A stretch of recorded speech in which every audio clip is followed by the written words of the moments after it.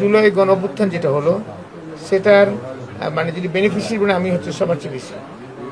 আমার 3টা মৃত্যু আল্লাহ পাক ছুটে নিয়ে আসছে। এই ছাত্র জনতা গণঅভ্যুত্থানের সবচেয়ে বড় বেনিফিশিয়ারি আমি ব্যক্তিগতভাবে। 17 বছর 18 বছর তাদের দলীয় নেতাকর্মীরা তো আমাদেরকে ধরে রেখেছে। তারা বিভিন্ন আন্দোলন করছে, নির্যাতিত হয়েছে, নিপীড়িত হয়েছে, তারা জেলে গেছে এবং আমার সাথে জেলের অলমোস্ট সবার সাথে দেখা হয়েছে এখানে যারা এখানে আছে। এদেরকে তো আমি ভুলতে পারি না। সেই জন্য আমার যখন সংসদে যাই, অনেক নতুন সংসদে আসতো, বলে ভাই পার্টি অফিসে আসবেন।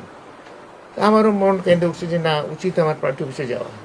তো এই জন্য আমি চিন্তা করেছি যে প্রতি সপ্তাহে অ্যাটলিস্ট 1-2 দিন আমি পার্টি অফিসে আসবো।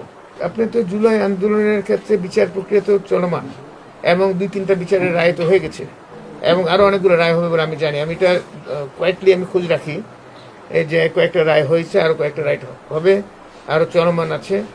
দেখেন, জুলাই গণঅভ্যুত্থান যেটা হলো সেটার মানে যদি বেনিফিশিয়ারি বলে আমি হচ্ছে সবার চেয়ে বেশি।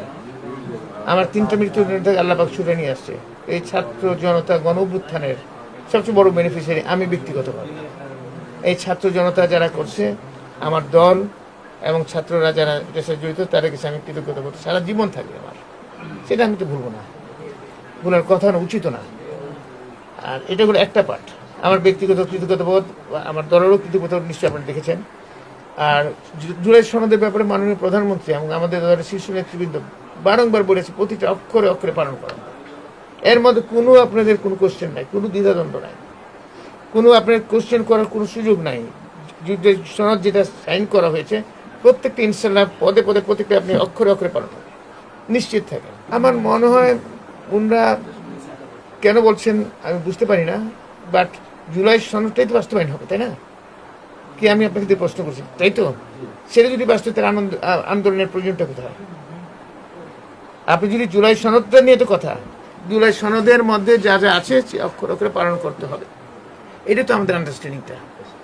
সেই আন্ডারস্ট্যান্ডিং যদি পালন করা হয় তাহলে তো আন্দোলনের কিছু সুযোগ থাকে না। আমি আশা করি যখন দেখবেন জুলাই সনদের যে অংশগুলো আমি যদি পালন করি, তখন আশা করি ইনশাল্লাহ আন্দোলনটা কিছু থাকবে।